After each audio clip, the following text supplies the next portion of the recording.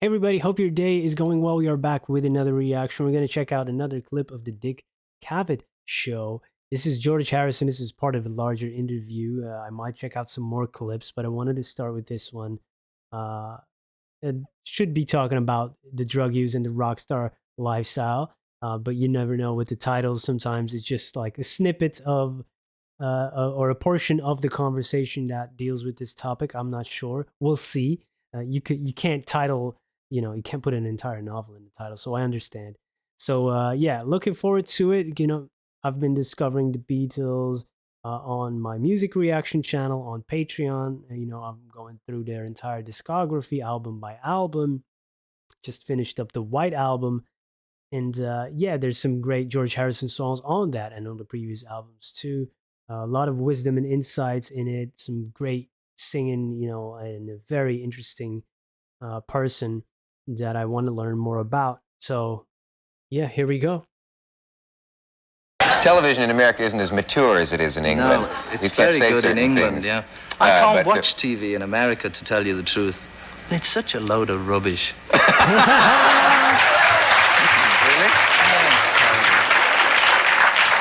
Not the Dick Cavett show, of course. I wondered. No, it just drives you crazy, the commercials. You just get into something and it's sorry now, another word from, and another word from. And in the end, they just put commercials on all the time. But you have commercials. Right. So in Belgium, of course, we have commercials. There's advertising, but maybe the frequency has increased. I don't know. But yeah, I've only been to America once, but of course I watch a lot of American television. You can see the blocks of commercials, like the writing. Sometimes they have to write like little cliffhangers in, especially network TV, into that commercial break. And sometimes you get a fade to black screen, and we have like 3 of those before we hit the actual commercial in Belgium. So I already sensed when I was little, like, oh, in America, this is probably a point where commercials are coming in. This is another one. This is another one. And now we're having commercials. Like maybe in a 45-minute show, we have a one-time break. Now maybe twice. And maybe in America, that would have been 5 or 6 times. I don't know. Is that true? That's crazy. You can't get into nothing. Hence why I pause so many times in reactions. You're kind of, people from America are used to this. I'm catering to the American audience. So sorry for all the rest of the world. And in the end, they just put commercials on all the time. But you have commercials too over on your side. Yeah, of the but pond. it's really done good. It's really done good. They show maybe if it's a 30-minute show, they'll have the commercial at the beginning, then the show will start, and after 15 minutes or so, it'll end, and they say end of part 1. Ding, and then it goes into the commercial, and then the commercials end and it says part 2. Here it just goes ding, ding, ding from one into the next. You don't know if it's a commercial or if it's the show. I mean, it does some of the things. Let's say there are a lot of commercials. I'll give you that. I have a serious question I want to ask you, and I have a feeling we're going to get interrupted before I get to it. But I meant to get into this with John and with you. Have you ever seen Monty Python's Flying Circus? Yes. Well, very good. You want to get that on in America. It's really good. I thought of trying to get some of that and showing it. You try and get some. There wasn't time. It's really good. Yeah.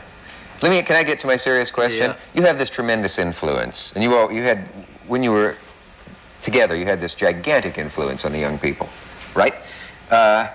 And everybody knows that the Beatles went through a drug phase. Did it ever occur to you, or did you ever stop and think of it this way, that the fact that this was known and the fact that you were the Beatles might have caused thousands of kids to go into drug problems that might not have otherwise? I think I might have I seen part of this already? Well, sounds familiar. No. Let him ask Shut the up, question. Let him ask the question. First of all, when we took the notorious wonder drug LSD, it was we didn't know we were having it. John and I had this drug, and it was given. We were having dinner with our dentist. Dentist. And he put it in our coffee and never told us. And we never heard of it. I mean, it's a good job we hadn't heard of it, because there's been so much paranoia created around the drug. The people now, if they take it, they're already on a bad trip before they start. Whereas for us, we didn't know anything. We were so naive, and so we had it, and we went out to a club, and it was incredible. It was really incredible. So a couple of years later, Paul had the drug too. And the TV people in England came and they said, so you've had this wonder drug LSD. And he was saying, well, look, it's, you know, the question you asked me about the responsibility for everybody else. Paul said to the TV people, look, I'm not saying if I had the drug, it's you. If you're going to ask me if I've had it, I'm going to say yes because I've had it. I'm not going to lie. Right. So he said, they said, well, have you had LSD? And before they asked, he said, it's your responsibility because if you're going to ask me and I'm going to say yes and you're going to put it on the TV saying, yes, we've had LSD. So really it was their fault. So they asked the question, Paul said yes, and then they put it on and said, oh, they've had LSD, and then the world goes crazy. Yeah. I have seen this. That specific answer there. There is accountability there for the press and the media as well, of course. Good point. I just wondered if if you have to stop and think about, you used the word responsibility, which is it's always sounds so hokey when your school teacher says you have a tremendous responsibility. You know? But did you ever take that kind of thing seriously and think, we got to watch ourselves because if we do this, other people will do that? Yeah, we always had to watch ourselves. Yeah. Because if we weren't watching ourselves, there was somebody else out there who was. Yeah. And there was always... I haven't seen this. That's true. Reporters who would follow us around on tour and always try breaking into our room, catching us doing something. Yeah. Something maybe that we shouldn't have been doing. And the whole thing is that people want other people to do nasty things because they feed off it. And then they write, they're doing nasty things. It's like in a newspaper in England. I met David Frost the other day. Can I say David Frost, or do you bleep it out? Once. Okay. I bumped into him in the hotel and he said, here, to really bring you down is a copy of the News of the World. He'd just come from England. He bought this paper and there's a big story on the front saying... That's the scandal sheet in England. Yeah. But it's a big story saying about this group called the Marmalade, how they had orgies with the teenage fans and all this sort of thing. But the whole idea of these reporters going out for months and months, scraping around, lifting up the pavement, trying to see what rubbish there is to write about. And then they write about it as if they're saints and as if everybody isn't doing it. Yeah. So I don't know where the responsibility... I mean, maybe you just should stay at home and never say anything. That's definitely the easiest. Or why do people do things just because famous? If you don't do anything, you're never going to do anything wrong. Which is true, right? And of course, there's different types of journalism, right? There's this, like he said, like the really vultures looking only specifically for dirt and hit pieces and just trying to slander people, but really having the lack of self-awareness of what they're actually doing is not that great either. People do them is another question I've never been able to figure out exactly.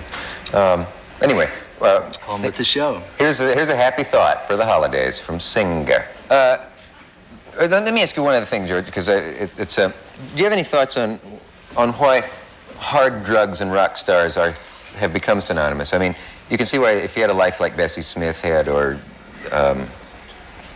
Billie Holiday or something like that, what they went through. If I were them, I suppose I would take anything that was available.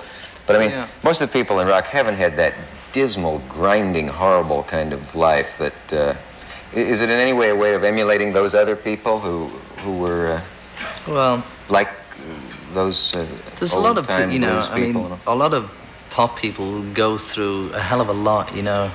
Just say in 1 year they see so much and they go through so many different things that they either just want to get high. I mean, basically it starts with people who just want to get high, like people drink.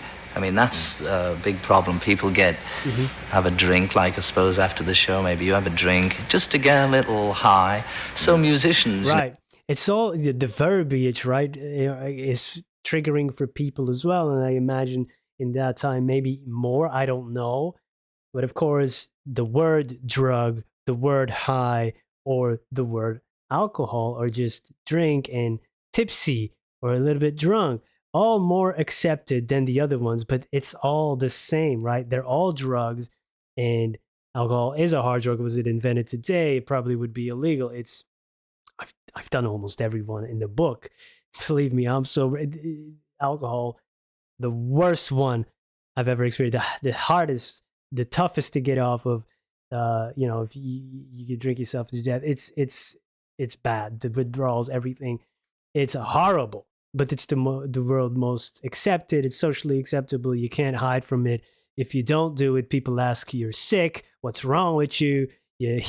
Have a drink, lighten up. They're encouraging you to do it. It's a rite of passage. I'm proud of my son hanging in the bathroom, with his head in the toilet, barfing. Now you're a man, But when it comes to, psychedelics or even marijuana, then it's like, oh, wait, that's dangerous. That's so, it's all because of propaganda and, marketing, basically, right? That's what it is.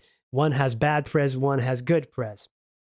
So yeah, it's there's double standards, there's hypocrisy, there's lack of knowledge, there's publicity on yeah, man, that gets me going. Just to get a little high. Yeah. So musicians, either drink a little bit or maybe they smoke a bit, and then they want to get a bit high, and they're sort of really looking for something. Mm-hmm. And it's the same with all those Bessie Smiths and all those people. Because the world is such a hard place to try and make it in. So, I mean, they're all just like buffers, all those drugs and things. And I suppose if they get on top of you, they get next to you. And then you can't stop it. I don't know, the hard things. That's what I wonder, like heroin. I mean, why that? Certainly, hardly anybody's been through anything like those people I mentioned, like Billie Holiday's life. So a life like that, I can see the really violent hard drugs, I suppose, because anything might be better than what they're going through. But unless you're to the point where you can say, I am just in the fires of hell all day, day and night. Why the ones who've killed themselves, your colleagues? Why heroin? Well, that seems to be the big one. Yeah. I'm really unqualified to talk about heroin because I've never taken it. And I really don't intend to.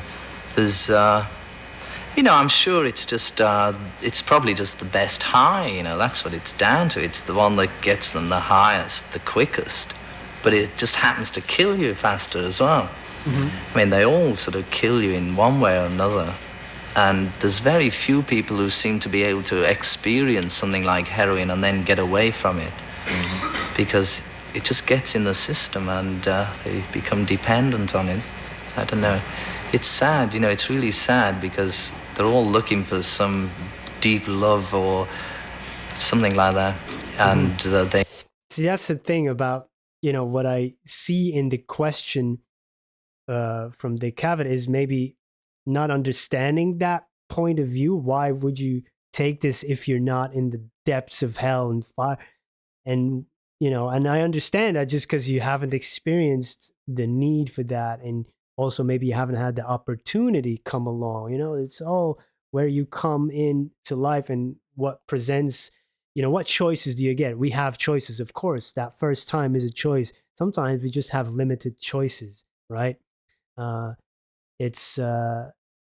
That's what people not always consider. And what I see in George's replies and in his eyes is compassion, empathy, and the radars working, the cogs in his mind working to trying to understand and see from their point of view, also because he's familiar with maybe parts of the lifestyle. But you could just see that he's coming from that angle of trying to understand and with a compassionate eye, right? It's amazing. They miss it, Mm-hmm. It's much better to try and not take any drugs, If you can get straight, really straight, then in a way it's much higher. I mean, I'm not really qualified to talk about that either. Yeah. I mean, I'm sort of in the middle, Yeah. Indian music and drugs don't mix, as I understand it. No, there's been a big... Shankar said so. Yeah. there was a problem. The indie music really got popular during that 66, 67, all the psychedelic period. And I think from that, most people have started to associate it with drugs because the hippies, apart from the classical people who used to go and watch the music anyway, like the hippie people at that time were the ones who caught on to indie music, and it just happens that most of them were, either smoking pot or something. And since then, I don't know, maybe Ravi will be able to explain how the two got caught up together, but it's really a problem. It's a problem for Ravi because he's, trying to do this, spent years and years of real disciplined life in order to play this music, and then people think, he must have taken dope to play that good, and it's really, it's a terrible thing, when somebody's, it's completely the opposite. The audience are really misunderstanding what the whole thing's about. Maybe we can get him to talk about that. Yeah. If we don't go now, we won't. Yeah, I understand that part, that type of music, and I've reacted to some of the songs that had that influence from not only the Beatles but other artists as well. And of course, I grew up in a household. Father is from Pakistan, right? And used to be India. There's of course different styles of music, but there is a little bit of that melodic, psychedelic, almost element to it, which we have come to associate with that because that's the verbiage we use because it gets you in a type of trance or high. And then, I don't know how people used to do it, but I imagine like me and my friends in the day would say, hey, you know what? Try this while you're high. It must amplify that. We always want more. It's never enough. Because George said before, if you can do it straight, if you can live life straight, it must be even higher. But he's not qualified to talk about it because he's already dabbled. But when you get sober, you start to understand like, oh yeah, maybe life is better lived sober, and you kind of can get in a higher atmosphere. But then, of course, we listen to this music. Oh, this is psychedelic feeling. I'm almost getting high from listening to the music. How would it be if I added another exogenous compound? It must be even better. You start to associate one another. And also, artists can have that effect on the audience when they really delve into drugs and in that type of music. And then we start to associate both together. Maybe it's because of that. I don't know. Maybe you have more information, or if you were around in that time, it's like, how did this become entangled with one another? Um, it's interesting, and how to untangle it. I don't know. Only time can do that, I guess. Very interesting interview, and part of the interview, I will be checking out more clips. If you have any recommendations, thank you so much, and for sharing them and for being here. Have a great day. Goodbye.